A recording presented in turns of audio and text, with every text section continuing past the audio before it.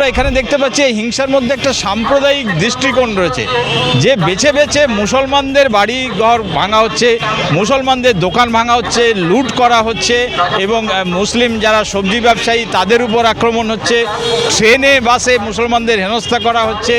এই যে গোটা বিষয়টা আমরা কিন্তু খুবই উদ্বিগ্ন। এইটা কিন্তু পশ্চিমবাংলা ছিল না। বিজেপি সরকার মিষ্টি মুখে অনেক কথা বলছে বটে, কিন্তু আমরা দেখছি যে তারা সরকারে আসার পর থেকেই এই বুলডোজার সংস্কৃতি সেটা পশ্চিমবঙ্গের ওপর লাগু হয়েছে। গণতন্ত্রের কথা এরা বলছেন, কিন্তু বহু অগণতান্ত্রিক প্রক্রিয়া এই দলটি সমর্থন করে আসছে। এই যে দোকানদারদের মধ্যে ভয় ভীতি, হকারদের উচ্ছেদ, হিন্দু মুসলমানের নাম করে ভাগ করা, এই রাজনীতির আমরা তীব্র ধিক্কার জানাই। যিনি আজকের মুখ্যমন্ত্রী যে শুভেন্দু অধিকারী, তিনি গোটা লাগাতার যে মুসলমান বিদ্বেষ ছড়িয়েছেন, আজকে তারই প্রতিফলন হচ্ছে। তাদের কর্মী বাহিনী, তাদের যারা অনুগামী, তারা সেই ধারাবাহিকভাবে সেটাই করে যাচ্ছে। এই সরকার হচ্ছে গরিব বিরোধী সরকার, মানবতা বিরোধী সরকার। বিভিন্ন গ্রামাঞ্চল থেকে খবর পাওয়া যাচ্ছে যে ঘরবাড়ি ভাঙা হচ্ছে, জ্বালিয়ে দেওয়া হচ্ছে ইত্যাদি। এই দলের রাজনীতির মূল ভিত্তি হচ্ছে মানুষের মধ্যে ঘৃণা এবং বিদ্বেষ তৈরি করা ধর্মের ভিত্তিতে।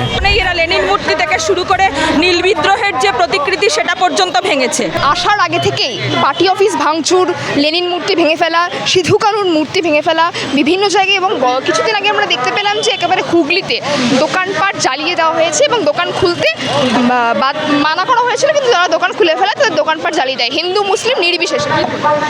এই সরকার হচ্ছে গরিব বিরোধী সরকার, মানবতা বিরোধী সরকার। সমস্ত ইতিহাসকে এরা মুছে দিতে চাইছে।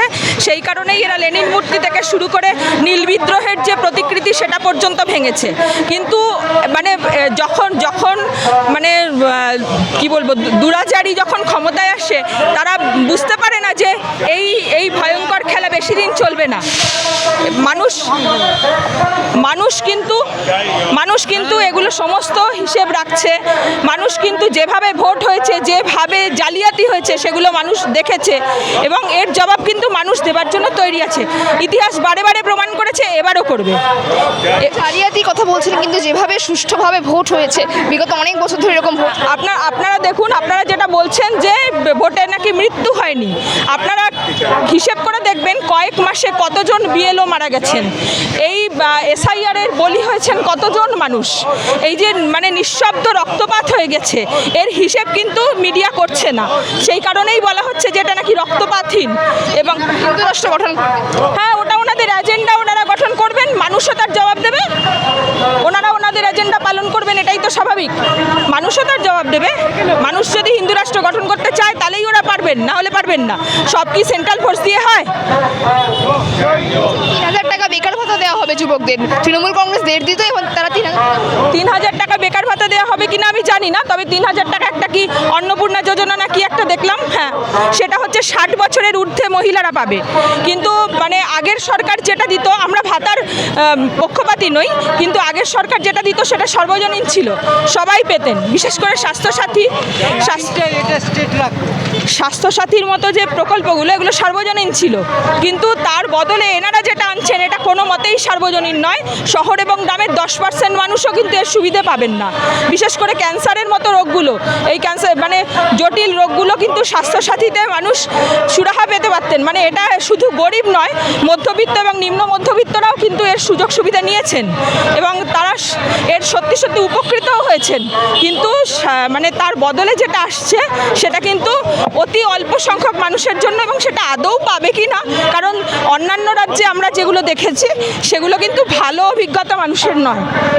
হুগলিতে আমরা দেখতে পেয়েছি দাদা, হিন্দু এবং মুসলমান উভয়েরই দোকানপাট জ্বালিয়ে দেওয়া হয়েছে। এই যে ফলাফল পরবর্তী হিংসা, এই হিংসা নিয়ে আপনারা মানবাধিকার কর্মীরা বারংবার রাস্তায় নামেন, কিন্তু সেই রাস্তায় নামার পর সেই একই চিত্র 1 বছর 2 বছর পর ফের হয়। দেখুন, এটাই খুব আশঙ্কার বিষয়। আমরা দেখতে পাচ্ছি যে ভোট পরবর্তী সময়ে যে একটা ভয়ঙ্কর রাজনৈতিক হিংসা হচ্ছে। দেখুন, এটা ধারাবাহিকভাবে এর আগে আমরা দেখেছি তৃণমূল সরকার সরকারের আমলেও যতবার ভোট হয়েছে তারপরে হিংসা আমরা দেখেছি, কিন্তু এবারের হিংসার মধ্যে একটা অন্য দিক আছে যেটা খুবই উদ্বেগের। আমরা এখানে দেখতে পাচ্ছি এই হিংসার মধ্যে একটা সাম্প্রদায়িক দৃষ্টিকোণ রয়েছে, যে বেছে বেছে মুসলমানদের বাড়ি ঘর ভাঙা হচ্ছে, মুসলমানদের দোকান ভাঙা হচ্ছে, লুট করা হচ্ছে এবং মুসলিম যারা সবজি ব্যবসায়ী তাদের উপর আক্রমণ হচ্ছে, ট্রেনে বাসে মুসলমানদের হেনস্থা করা হচ্ছে। এই যে গোটা বিষয়টা আমরা কিন্তু খুবই উদ্বিগ্ন। এইটা কিন্তু পশ্চিমবাংলা ছিল না। রাজনৈতিক হিংসা একটা জিনিস, কিন্তু সেটার সঙ্গে যে সাম্প্রদায়িক দৃষ্টিকোণ জুড়ে এটা করছে, সেটা হিন্দু হোক মুসলমান হোক যারাই করুক, এইটা কিন্তু ভয়ঙ্কর। আমাদের যে রাজ্যের যে শাসক দল তারা এটা বলছে বন্ধ করুন, আমরা এগুলো সহ্য করব না, কিন্তু আমরা বাস্তবে দেখছি কিন্তু যে এইটাকে বন্ধ করার জন্য সরকারের তরফ থেকে আমরা কোনো শক্ত যে পদক্ষেপ সেটা কিন্তু আমরা দেখছি না। বরঞ্চ যে আমাদের যিনি আজকের মুখ্যমন্ত্রী যে শুভেন্দু অধিকারী, তিনি গোটা লাগাতার যে মুসলমান বিদ্বেষ ছড়িয়েছেন, আজকে তারই প্রতিফলন হচ্ছে। তাদের কর্মী বাহিনী, তাদের যারা অনুগামী, তারা সেই ধারাবাহিকভাবে সেটাই করে যাচ্ছে। এমনকি গতকালও যে শুভেন্দুবাবু যেসব বক্তব্য রেখেছে সেগুলো কিন্তু এক ধরনের উস্কানি তার মধ্যেও ছিল। কাজেই আপনি যে প্রশ্ন করছেন যে এই যে সাম্প্রদায়িক যে পরিস্থিতি, এটা আমাদের কাছে তো কোনো বিকল্প নেই, মানুষের কাছে যেতে হবে, মানুষকেই প্রতিরোধ করতে হবে। শুধু প্রশাসনের উপর নির্ভর করে এটা প্রতিরোধ হবে না, কারণ প্রশাসন সে রাজার কথা শুনে চলে। প্রশাসন সবসময় যে যারা ক্ষমতায় আছে তাদের তাবেদারি করে।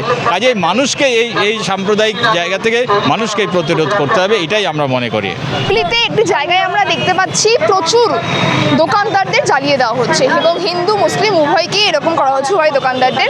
কি বলবেন এই যে ভোট পরবর্তী? দেখুন, আমরা দেখে এসেছি বিগত দিনেই যে সরকারি রাজ্যের ভার নিয়েছে, সেই সরকারি যারা হেরে যায় তাদের যারা সমর্থক বা যারা সাধারণ মানুষ তাদের ওপর অত্যাচার চালিয়েছে। বিজেপি সরকার মিষ্টি মুখে অনেক কথা বলছে বটে, কিন্তু আমরা দেখছি যে তারা সরকারে আসার পর থেকেই এই বুলডোজার সংস্কৃতি সেটা পশ্চিমবঙ্গের ওপর লাগু হয়েছে। তার ফলে আমরা দেখতে পাচ্ছি যে ছোটোখাটো দোকানদার, ছোটোখাটো যারা ব্যবসা করে তাদের ওপর এই বুলডোজার সংস্কৃতি চালানো হচ্ছে। এপিডিআর মানবাধিকার সংগঠনের জায়গা থেকে আমরা এই সংস্কৃতির তীব্র বিরোধিতা করি এবং কোনোভাবে আমরা এই বাংলায় বুলডোজার সংস্কৃতি লাগু হতে দেব না। এটা এখন আপনাকে অন ক্যামেরা বলে রাখছি, বুলডোজার সংস্কৃতি আমরা লাগু হতে দেব না। সরকার আসতেই পারে।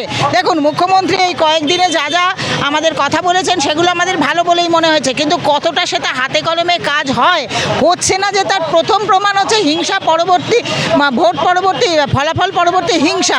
উনি বলেছিলেন যে কোনো মূল্যে সেটা হবে না, কিন্তু আমরা দেখতে পাচ্ছি সমস্ত জায়গায় অন্যান্য যে বিরোধী রাজনৈতিক দলগুলো, যে বাম দলগুলো, তাদের ওপর এরকম চলছে এবং বিভিন্ন গ্রামাঞ্চল থেকে খবর পাওয়া যাচ্ছে যে ঘরবাড়ি ভাঙা হচ্ছে, জ্বালিয়ে দেওয়া হচ্ছে ইত্যাদি। তো সুতরাং এপিডিআর মানবাধিকারের জায়গা থেকে এই সংস্কৃতির বিরুদ্ধে কথা বলবে।